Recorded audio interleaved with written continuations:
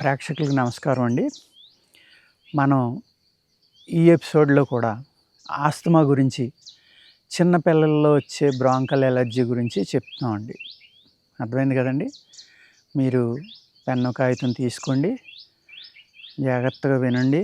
ఈ మధ్య చాలా ఎక్కువ కేసులు వస్తున్నాయండి. నా పేషెంట్లు ఉంటారు కదా, ఎన్నో సంవత్సరాల నుంచి. వాళ్ళు మా మనవడికి 6వ నెల అండి, 7వ నెల అండి, డొక్కలు ఎగరేసేస్తున్నాడు, చాలా యాంటీబయాటిక్స్ ఇచ్చేస్తున్నారు, లేకపోతే హాస్పిటల్లో జాయిన్ చేయవలసి వస్తుంది. ప్రతి 3 నెలలకి 4 నెలలకి ఇబ్బంది వస్తుంది. బ్రాంకల్ ఎలర్జీ అంటున్నారు.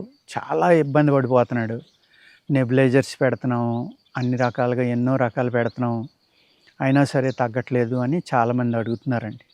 స్టార్టింగ్లో మీరు ఏం చేయాలంటే, దీనికి తమలపాకులు తీసుకోండి.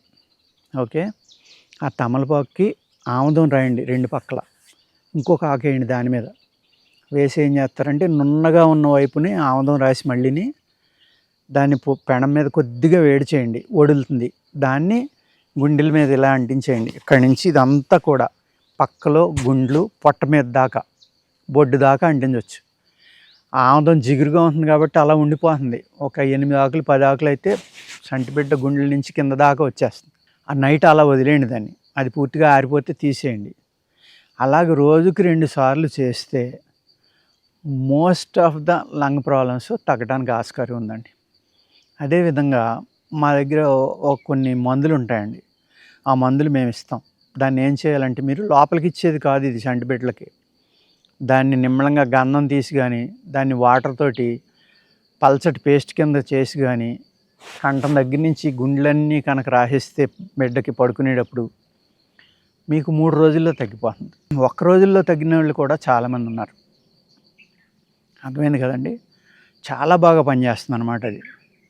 ఓకే, ఇలాగా చిన్న చిన్నవి వాడుకుని సాధ్యమైనంత వరకు వాళ్ళకి పవర్ఫుల్ యాంటీబయాటిక్స్ ఇచ్చి వాళ్ళ శరీరంలో ఉన్న ఇమ్యూనిటీని దయచేసి చంపొద్దు. అదేవిధంగా పెద్దవాళ్ళలో కూడా ఆస్తమా కేసులు అనేవి చాలా పెరిగిపోయినాయండి ఇప్పుడు. వాళ్ళు అంటూ ఉంటారు, సార్ మేము పడుకునేటప్పుడు కూడా ఏదో కొట్టుకుంటారు నోట్లో, దాన్ని పఫ్ ఏదో అంటారు. అది కొంతమంది అయితే, సార్ మంచానికి అటు ఇటు కూడా పెట్టుకుని పడుకుంటున్నాం సార్ అంటున్నారు. గమ్ముని తడుముకుని అది తీసి కొట్టుకుని లోపల ఎక్కడ ఊపిరి ఆగిపోతుందో అని భయపడుతున్నామండి. అంత ఇబ్బంది ఉంటుంది. నైట్ సడన్గా మెలకు వచ్చేస్తుందంట వాళ్ళకి. టక్కుమని లేచి కూర్చుని అది కొట్టుకోవాలంట, లేకపోతే ఊపిరి ఆగిపోయినంత ప్రమాదం జరుగుతుంది, మాకు తట్టుకోలేకపోతున్నాము, దమ్ము వచ్చేస్తుంది అని చెప్తూ ఉంటారు వచ్చి నా దగ్గర పేషెంట్లు. అటువంటి పేషెంట్లకు కూడా మన దగ్గర ఓపికగా ఒక 3 నుంచి 5 నెలలు వాడుకుంటే జీవితంలో ఆస్తమా అనేది రాకుండా చేయగలవండి.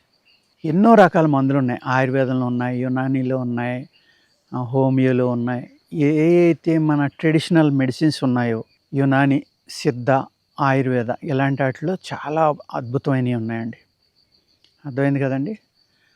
అదేవిధంగా ఎక్సర్సైజ్, లంగ్స్కి ఎక్సర్సైజ్ చేయడం వల్ల కూడా లంగ్ కెపాసిటీ పెరుగుతుంది.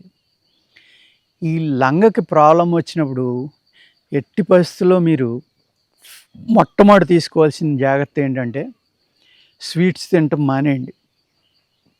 స్వీట్స్ ప్రత్యేకంగా. అలాగే పైత్యం చేసేవి అంటే వేరుశెనగ గుళ్ళు, పల్లీలు, వంకాయ, లేకపోతే తాడి చెట్లు ఉన్న చోట ఎక్కువ తేగలు ఉంటాయి, ఆ తేగలు, ఇటువంటివి అన్నమాట. ఇటువంటివి ఏమన్నా తిన్నా కూడా నెయ్యి కలుపుకొని తింటా ఉండండి తప్పనిసరి పరిస్థితుల్లో. అప్పుడు ఆ పైత్యం అనేది తగ్గి దగ్గు రాకుండా ఉంటుంది, లేకపోతే ఆయాసం పెరిగిపోకుండా ఉంటుంది, దమ్ము అనేది. ఇది ఒకటండి. నెక్స్ట్ వెరీ ఇంపార్టెంట్ ఏంటంటే, ఎట్టి పరిస్థితుల్లో మీరు పొరపాటును కూడా ఫ్రిడ్జ్లో ఐస్ క్రీమ్ లాంటిది కానీ, కూల్ డ్రింక్స్ కానీ, ఫ్రిడ్జ్లో ఉన్న కూరలు కానీ, మజ్జిగ కానీ, ఈ పదార్థాలని ఎట్టి పరిస్థితుల్లో మీరు తీసుకోవద్దండి. ఎక్కువగా వేడి చేసి పదార్థాలని వాడండి. సాయంత్రం పెరుగు తినటం కానీ, మజ్జిగ పోసుకోవడం కానీ అది కూడా మానేయండి. అర్థమైంది కదండి. ఓన్లీ మార్నింగ్ అప్పుడే తీసుకోండి. సాయంత్రం కొద్ది ఇంచుమించు మంచి కూరలు తినటం నేర్చుకోండి. అదేవిధంగా ఎంత బలమైన ఆహారం తింటే అంత మంచిదండి. ఇక్కడ నాన్ వెజ్ తినేవాళ్ళు అయితే మంచి ఆకలికి అనేక రకాల మందులు ఉన్నాయి. ఆకలి పెంచుకుని బలమైన ఆహారం తింటే అప్పుడు మీ ఊపిరితిత్తుల యొక్క శక్తి పెరిగితే మీకు చాలా బాగా తగ్గిపోతుందండి. ఈ ఆస్తమాయే కాదు, ఊపిరితిత్తులకు వచ్చే వ్యాధుల్లో ఫ్లోరసీ అంటారు, ఏది టీబీ స్టార్ట్ అయ్యే ముందర లంగ్స్లో వాటర్ పడుతుంది. ఆ లంగ్స్లో వాటర్ పట్టేవాళ్ళు కానీ, టీబీ వచ్చిన వాళ్ళు కానీ, ఫ్లోర్సీ అంటాం కదా స్టార్టింగ్లో, అది కానీ, టీబీ కానీ, ఆస్తమా కానీ, ఈ అన్ని కేసుల్లో కూడా ఎట్టి పరిస్థితుల్లో మీరు కూలింగ్ వాటర్ తాగటం కానీ, ఫ్రిడ్జ్లో తాగటం కానీ, కుండలో నీళ్లు కూడా తాగొద్దు దయచేసి. గోరువెచ్చటి నీళ్లు తాగటమే అలవాటు చేసుకోండి. అదేవిధంగా స్వీట్సు అతి చలవ చేసి పదార్థాలన్నీ కూడా మీరు తినకుండా ఉండండి. తినకుండా ఉంటే మీకు చాలా తొందరగా దీని నుంచి బయటపడటానికి అవకాశం ఉంటుందన్నమాట. అర్థమైంది కదండి.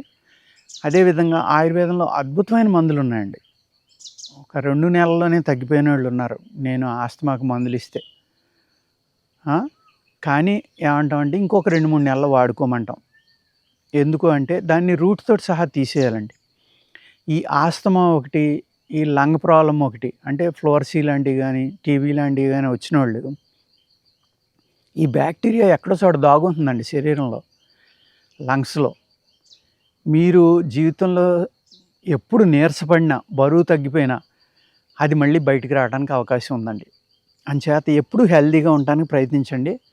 మీ యొక్క ఊపిరితిత్తుల్ని మ్యాక్సిమం ఆరోగ్యంగా ఉంచేలాగా చూసుకోండి. అలా చూసుకోవడం వల్ల మీరు ఆస్తమా అనేది మీకు రాకుండా మీ ఊపిరితిత్తులను ఆరోగ్యంగా ఉంచుకుని, ఊపిరితిత్తులే మెయిన్ కాబట్టి శరీరంలో ఆరోగ్యం బాగుండాలంటే మీ శరీరాన్ని అంతా ఆరోగ్యంగా ఉంచుకుని జాగ్రత్తగా ఉండాలని కోరుకుంటా. నమస్కారం అండి.